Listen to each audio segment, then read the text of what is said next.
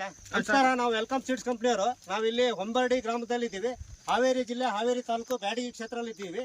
ಇಲ್ಲಿ ಹೊಂಬರ್ಡಿ ಗ್ರಾಮದಲ್ಲಿ ವೀರೇಶ್ ಪೂಜಾರ್ ಅವ್ರ ಹೊಲದಲ್ಲಿ ನಮ್ಮ ಕ್ಯಾಬೇಜ್, ಅಣ್ಣಾಜಿ ಕ್ಯಾಬೇಜ್ ಬೆಳೆದಿದ್ದಾರೆ.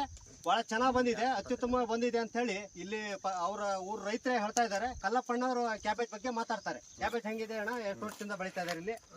ಸರ ನಾವು 5 ವರ್ಷದಿಂದ ಬೆಳಿತಾ ಇದ್ದೀವಿ. ಅಣ್ಣಾಜಿ ಕಂಪ್ನಿಯಿಂದ ನಮ್ಗ ಗಡ್ಡಿ ಗಟ್ಟಿ ಐತಿ ಸರ್. ಇದು ಕೇಳ್ತಾರ ಸರ್. ಇದು ಗಡ್ಡಿ ಗಟ್ಟಿ ಬರುತ್ತೆ ಸರ್.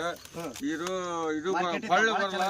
ಮಾರ್ಕೆಟಿಂಗ್ ಚೆನ್ನಾಗೈತೆ ಸರ್. ಇದು ಹೊರಗಡೆ ಹೊಕ್ಕೈತೆ ಸರ್. ಇದು ಅಂದ್ರೆ ಇದು ಲೋಕಲ್ ಮಾಲ್ ಏನೈತಲ್ಲ ಸರ್, ಹೊರಗಡೆ ಹೋದ್ರು ತಡಿತೈತೆ ಸರ್.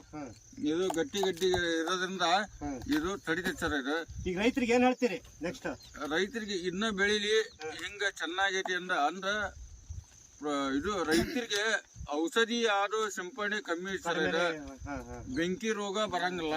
ಇದು ಅಣ್ಣಾಜಿ ಕಂಪ್ನಿ. ಇದು 2 ಸಲ ಸ್ಪ್ರೇಯರ್ ಮಾಡಿದ್ರು ಹೊಲ ಇದು ಎಣ್ಣಿನ ತುಂಬಾ ಗಟ್ಟಿ ಬರುತ್ತೆ ಸರ್. ಇದು ಹಿಂಗ ಅಂತಂದು ನಾವು ಹೇಳಕ್ ಅಂತ ಹೇಳ್ತಾನೆ ಅಂತ ಹೇಳ್ತೀನಿ ಸರ್. ಥ್ಯಾಂಕ್ಸ್.